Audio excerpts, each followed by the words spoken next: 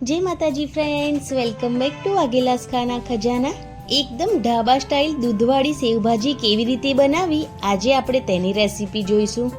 તમને જો રેસીપી ગમે અને તમે હજુ સુધી મારી ચેનલને સબસ્ક્રાઇબ ના કરી હોય તો પ્લીઝ મારી ચેનલને જરૂરથી સબસ્ક્રાઇબ કરી લેજો, લાઈક, કોમેન્ટ અને શેર જરૂરથી કરજો। તો અહીંયા મેં નમકીન લઈ લીધી છે રેડીમેડ, તેની સાથે એકદમ ઝીણું સમારેલું ટામેટું લીધું છે, एकदम झीणी समारेली डूंगળી લીધી છે, આદુ લસણની પેસ્ટ લીધી છે અને તીખાશ માટે થોડા લીલા મરચાં લીધા છે।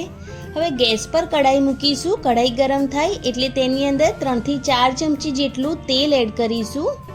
તેલ ગરમ થઈ જાય એટલે તેની અંદર જીરું એડ કરીશું। જીરું એકદમ સારી રીતે તેનો કલર ચેન્જ થઈ જાય એટલે એકદમ ઝીણી સમારેલી એક નંગ મોટી ડુંગળીને એડ કરી દઈશું અને તેલ સાથે તેને એકદમ સારી રીતે મિક્સ કરી લઈશું। તેનો કલર એકદમ ગોલ્ડન લાઇટ કલર ના થઈ જાય ત્યાં સુધી તેને એકદમ સારી રીતે કૂક કરી લેવાની છે। તો ડુંગળીને હાઈ ફ્લેમ પર આપણે કૂક કરી લઈશું। ડુંગળી થોડી કૂક થઈ જાય એટલે તેની અંદર આદુ લસણની પેસ્ટ એડ કરીશું। તેની સાથે તીખાશ માટે લીલા મરચાં જે કટ કરીને લીધા હતા તેને એડ કરીશું। અહીંયા લીલા મરચાંનું પ્રમાણ તમે તમારા પ્રમાણે વધારે કે ઓછું કરી શકો છો। જે પ્રમાણે તમને તીખાશ જોવે એ પ્રમાણે તમારે લીલા મરચાં એડ કરવાના છે। હવે પેસ્ટ અને લીલા મરચાંને ડુંગળી સાથે એકદમ સારી રીતે મિક્સ કરી શેકી લઈશું। એકદમ સારી રીતે ડુંગળી, લીલા મરચાં બધું જ કૂક થઈ જાય એટલે તેની અંદર ઝીણું સમારેલું ટામેટું એડ કરીશું, તેને પણ મિક્સ કરી લઈશું। ગેસની ફ્લેમ હાઈ જ રાખવાની છે। હવે ટામેટું એકદમ ફટાફટ સોફ્ટ થઈ જાય તેના માટે થોડી હળદર અને મીઠું એડ કરી દઈશું। મીઠું સ્વાદ પ્રમાણે એડ કરીશું। થોડો લાલ મરચું પાવડર એડ કરીશું।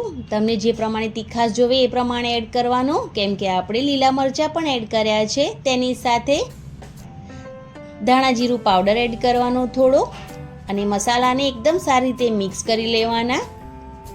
તો મસાલા બળે નહીં એટલા માટે ગેસની જે ફ્લેમ છે હવે મીડિયમ કરી દઈશું અને ત્યારબાદ મસાલામાં થોડું પાણી એડ કરીશું જેથી ડુંગળી ટામેટું થોડું સોફ્ટ થઈ જાય અને મસાલા તળિયે બળી ના જાય એટલા માટે।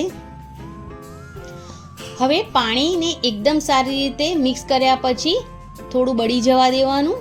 ત્યારબાદ તેની અંદર મેં અહીંયા એક મોટો કપ ભરીને દૂધ એડ કર્યું છે।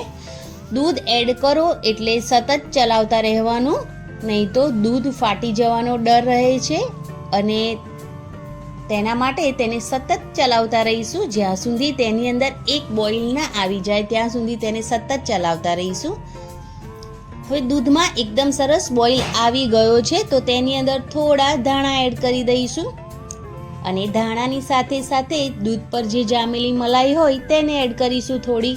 પણ જો તમારી પાસે મલાઈ ના હોય તો તમે રેડીમેડ ક્રીમનો પણ ઉપયોગ કરી શકો છો, તેને પણ એડ કરી શકો છો અને જો તમારી પાસે એ પણ ના હોય તો તમે સ્કીપ પણ કરી શકો છો।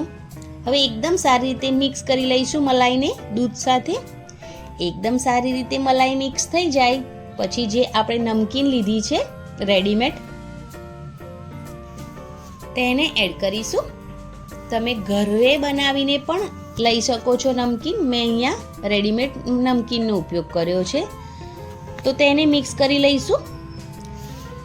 નમકીનને વધારે કૂક નથી કરવાની, 30 થી 40 સેકન્ડ જ કૂક કરવાની છે અને હવે ગેસની ફ્લેમ છે એ બંધ કરી દેવાની છે। નમકીન જો વધારે કૂક કરશો તો એ મેલ્ટ થઈ જશે અને સેવભાજી સારી નહીં લાગે એટલા માટે તો ગેસની ફ્લેમ બંધ કરી દઈશું અને એકદમ ટેસ્ટી એવું સેવભાજી રેડી થઈ ગઈ છે।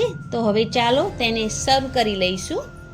તો છે ને એકદમ યુનિક રેસીપી, બાળકોને એવું ખવડાવો કે તેમને યુનિક લાગે। ખાવામાં તો લાજવાબ છે સેવભાજી, પણ બાળકોને થોડું અવનવું મળી જાય તો બાળકો એકની જગ્યા પર 2 રોટલી ખાઈ લેશે અને તેમને મજા પણ આવશે।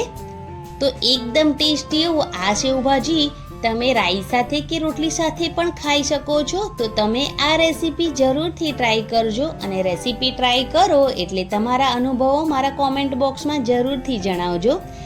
રેસીપી પસંદ આવી હોય તો પ્લીઝ મારી ચેનલને જરૂરથી સબસ્ક્રાઈબ કરજો. વિડીયો જોતા પહેલાં એક લાઈક જરૂરથી કરજો. Thanks for watching. Bye bye. Take care. જય માતાજી. જય શ્રી કૃષ્ણ. આવજો.